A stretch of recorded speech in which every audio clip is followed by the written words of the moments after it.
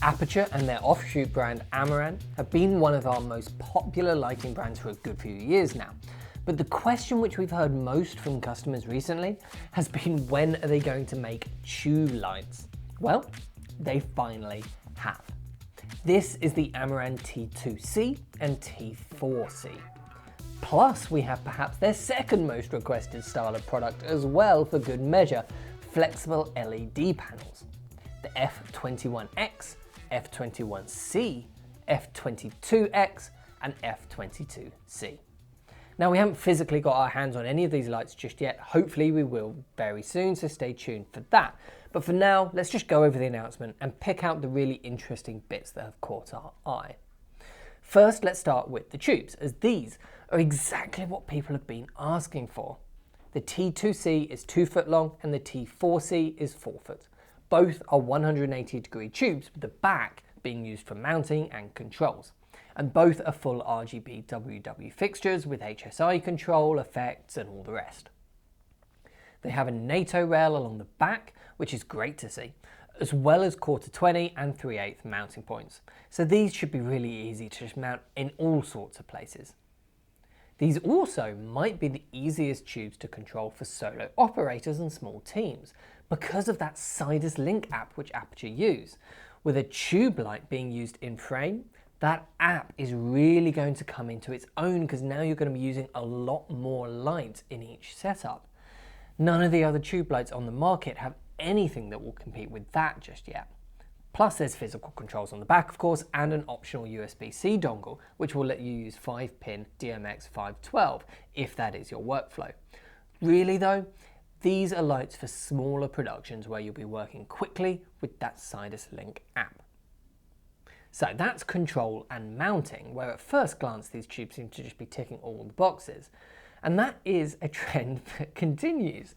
They look like they're going to be reasonably bright at 744 lux on the 4 foot and 475 on the 2 foot. I mean, it's not crazy bright. Tubes are never particularly that bright, but that's not too bad for tube lights.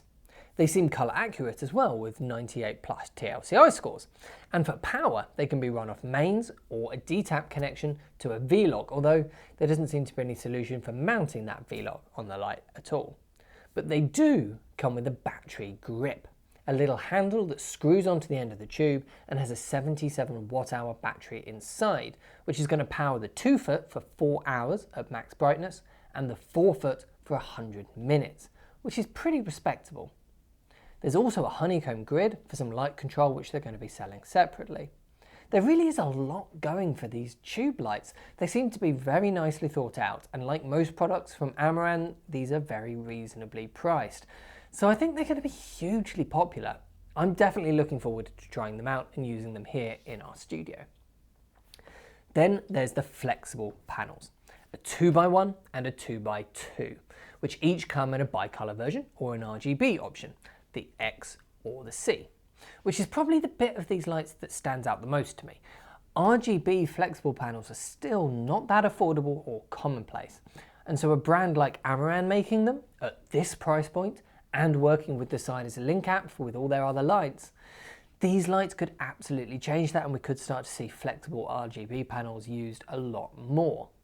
Lots of Aperture and Amaran users are working within small spaces frequently, or having to travel with kit a lot, and so a thin flexible panel is going to work really well for them. To be honest though, these are beefier panels than I thought they would be. Not in terms of physical size, although the control box does look quite sizable, but in terms of power and brightness. The RGB ones are nearly as bright as the bicolour ones, which is interesting to see. And the F21C is 3,360 lux at 1 meter with 120 watt max power draw. And the F22C is 6,420 lux with a 240 watt max power draw. And those are the Cs, the RGB versions. The X or bicolour versions are even brighter still. That's a lot of brightness, but it's also a lot of power draw. They have a single V-lock battery plate on them, but with a regular V-lock, you're only going to get 50% brightness. It doesn't have the power supply to power it at 100%. For that, you really need 26 or 28.8 V-Lock batteries, like for example the Swit H290S. But a battery like that is going to cost you about as much as the actual light itself is. I think for most people, these are just going to be a reasonably bright panel when run off a normal V-Lock at 50% brightness. But then they know that they can get that extra brightness by plugging it into mains when they need to. It's hard to tell how well built flexible panels are until you try them for yourself, so I'm looking forward to seeing them in person.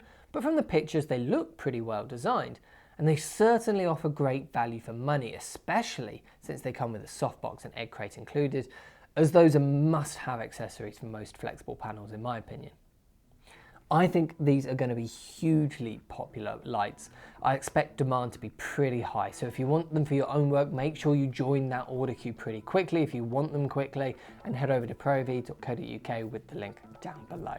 Thanks for watching, and I'll see you in the next one.